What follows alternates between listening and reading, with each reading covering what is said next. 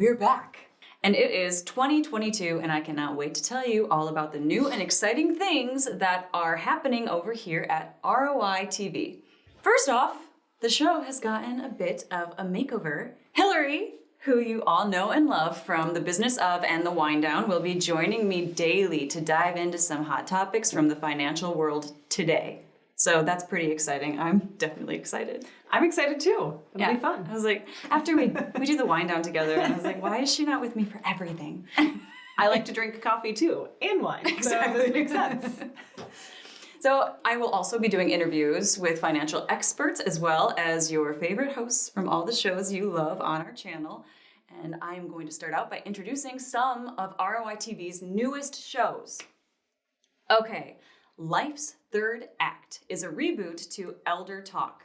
Joe and Jill wanted to bring a fresh take on the ins and outs of retirement. They will show us how to make sure that all of our hard work over the years has paid off and that we are living our best lives when we retire.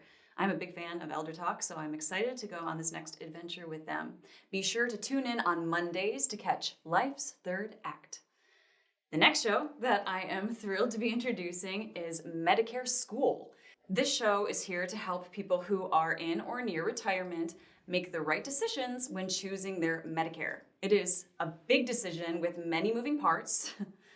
Oof, I literally know nothing about it. That will affect what happens over the next 30 plus years of retirement. Okay, so no pressure.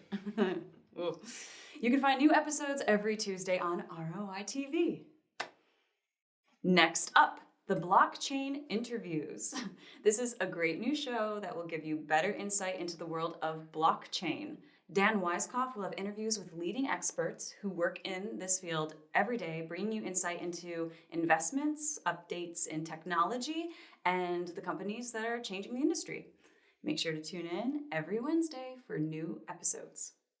Finally, we have business consultants JP and Sal with their show Browns in Suits. JP and Sal want to empower people by offering useful tools and information that will help their businesses thrive. They will give their years of experience starting, growing, and selling businesses, offering the best advice to prospective business owners. I'm really excited about the show because during the pandemic, there were so many people who lost their jobs and were forced to do a serious career pivot. You probably did as well, I'm sure, but I watched so many of my friends unlock other skills and passions within themselves, and with that, launched their own businesses, which is so inspiring, and I just know that this show is going to particularly help so many people, so I'm very excited. So be sure to catch Browns in Suits on Thursdays. Hello, everyone, and welcome back to our new segment, which is where Hillary and I will be covering some of the latest topics in the news related to finance. And today We've got some very exciting and uplifting things to talk about. Yes, and the funny thing about that is because we'll be talking about the child tax credit, which actually is exciting for a lot of people. I know I feel excited. But and the second one will be how to protect yourself financially if you are going through divorce. Either before or during. Isn't it like something like 50% of, or more, I think, actually? I actually read a statistic the other day that I think it's about 40%. It has gone down. We're only 40%. It was about 50%. I'm so glass half empty. Sorry.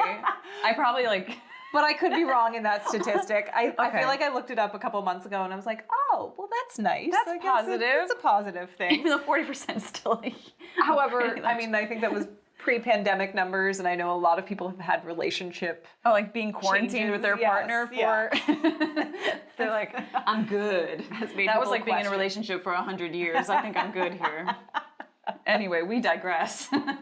So back to child tax credit. I was so glad we were going to talk about this because, and I'm super confused by it because my daughter was born after we had done our taxes for 2020. Yeah. So we were like, oh, we want to get this child tax credit, but it was too late. So then we reached out to our accountant and he was like, oh, it's fine. You're just going to get it later. Right. We're still waiting. Yes. So it'll come out in your taxes. So you'll get the full child tax credit on your taxes. Can I put this in writing? It was in the article. It actually is in writing, and it's the article we are referencing right now. But so anybody who didn't get half of the child tax credit in 2021 calendar year. So there were people who got half of the child tax credit monthly payments. Right. But not everybody did because of when the child was born, or if there were just or they chose not to take it. You could choose not to take it at that time and get the one lump sum off of your taxes instead. They're like, I'm going to have a little child tax credit savings account. Exactly. So the important thing is that the IRS is sending out what they're calling Letter 6419, which they started sending out in December and also in January. And if you did get the child tax credit, if you got those monthly payments, you need to hold on to it because you also need to file that with your taxes. Right. But the thing that I appreciated in the article was it explained that if you were someone like me who's quite disorganized and you might have thrown it away or something, there are options for you. You can sign on to the IRS website, I believe. IRS.gov. Which isn't necessarily the most fun thing to do on a Monday, but you know. Right. But you can, and you can still access your information. You know, all is not lost. You will be fine. Exactly. And if you didn't get those payments throughout the 2021 year, then they'll be coming off of your taxes at the end of the year.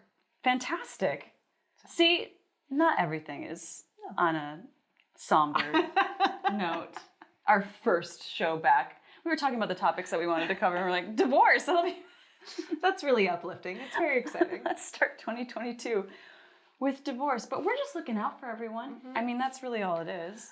Well, I think, yeah, exactly. And marriage is a business contract that has financial implications at the end of the day. And it's very emotional. Yes. And so, but you do need to protect yourself financially if you do decide to dissolve a marriage, whether you can do that proactively beforehand or while you're actually going through a divorce. Well, in the article we read, it gave 13, it said 13 crucial actions to protect your personal finance during and before divorce. That's 13. That's a lot. And I don't know if we have time to go through all 13, but okay.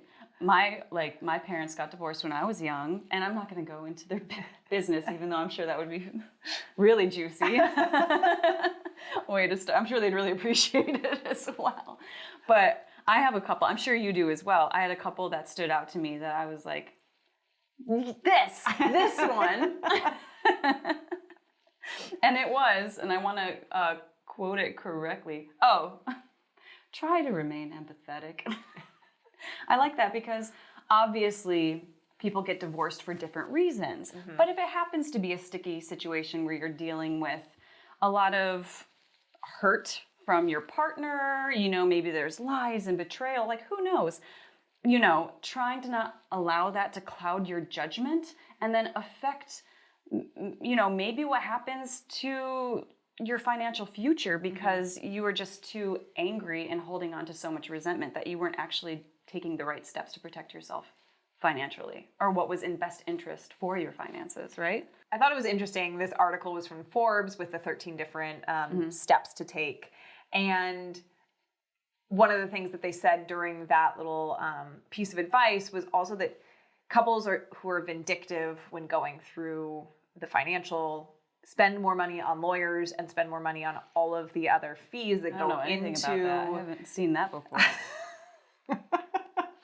all the other fees that go into settling out a divorce. And so by trying to remain empathetic and getting through it as quickly as possible, you'll save yourself money. You'll save both parties as much money as possible by not having to go back and forth so much. Yeah. I mean, and obviously easier said than done, but if people could just hold on to that, because in the long run, you're going to, like, the goal is to emotionally move on, right? So if you can wrap your head around that even in like this emotionally heightened moment, everyone will be better off. The whole family will be better off, I think. The second one, I like the advice. They're related. Know when to settle and move forward. Yes. Because I also liked that one. Did you? Yeah. Because it's like all your money is just going to go to court fees, court fees, just because you want to win or Right. whatever it is. And it's like I thought of it as like going to the casino. I'm great at the casino. I'll win $5 and I'm like, I'm good. I'm like so good. But my husband's like, oh, I won. I want to keep playing. Right. But the casino always wins. Yes. And so I feel like there's a lesson there in both of those, you know? And I feel like they're very much related, where you're not going to really win by holding out on being vindictive and trying to get the asset that you want. Right. I thought that one of the other pieces of advice that really resonated with me was have the professionals that you've hired do the due diligence, do the work that you've hired them to do, because different assets have different tax liabilities, have different appreciations. And so they'll be able to know from their experience, well, there might be more money in a 401k, Right. but it's taxed differently than the savings account or the brokerage account that has more money in it or less money in it. So knowing which asset equals out to each other in the long run. I mean, those are the things that you are not going to want. The details. Right. Oh my gosh, it's so complicated. And like, it's like one of the hardest probably times in your life. And you don't want to have to be like studying up on, what's the difference between the tax of this and this? And like, I'm confused just listening to it. Yes, that is something I would be like, here, please help me. Right. Exactly. That's what you hire people to do. Hopefully you can afford to hire a lawyer to help you with all that. Well, and you'll probably save money in the long run if you actually do. You know, it might hurt at first. You'll be like, oh, this is going to cost me a pretty penny. But in the end, I'm sure, rather than doing it on your own. And that was one of the things that they said in the article too, is like, it might feel like an upfront cost that hurts, but in the long run, you'll actually save money. Yep. Well, and then the other piece of advice that I really liked was to separate the finances as quickly as possible once you do decide to actually separate. Right. And to make sure you're taking care of your own credit by making sure anything that is still in your name is taken care of from a bill perspective so that you're not getting out of sorts and you have to then repair your credit after also repairing your heart and oh my gosh, all of that jazz. Oh, it's so many things. So many things. I mean, divorce is complicated, and unfortunately, it still it happens. A lot. 40%. Who knows? 40, 50%? We don't know. We don't know. I say 50. Hillary says 40. I don't know. What do you think? But yeah, so that was our first day of, hot topics in the financial world. Hey, we did it. And I think, here we're going to go to another commercial break, and then we're going to come back, and I'm going to tell you about the shows that are airing today on ROI TV. See you soon.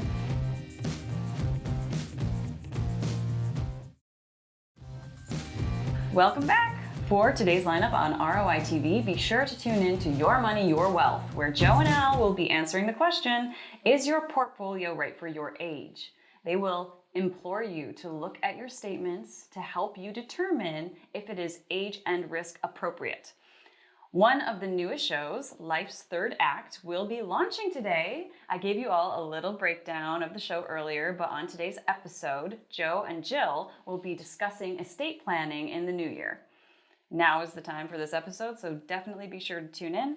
Today on ETF Stories, Jay Coulter interviews Nathan Miller from EOPS and discusses their contrarian strategy. Their approach towards generating growth is by doing the opposite of what everyone else is, especially if that company has deep value. They dance to the beat of their own drum. I dig it. Anyway, thank you all for joining me and welcoming Hillary to the show. Yay. Oh, and also before I go, I cannot believe I did not announce the name of our show, Coffee with Kem and Hills. We have a new name. We have a new name. So please join us again tomorrow. And remember to check us out on Roku and Apple TV. Take care. Bye.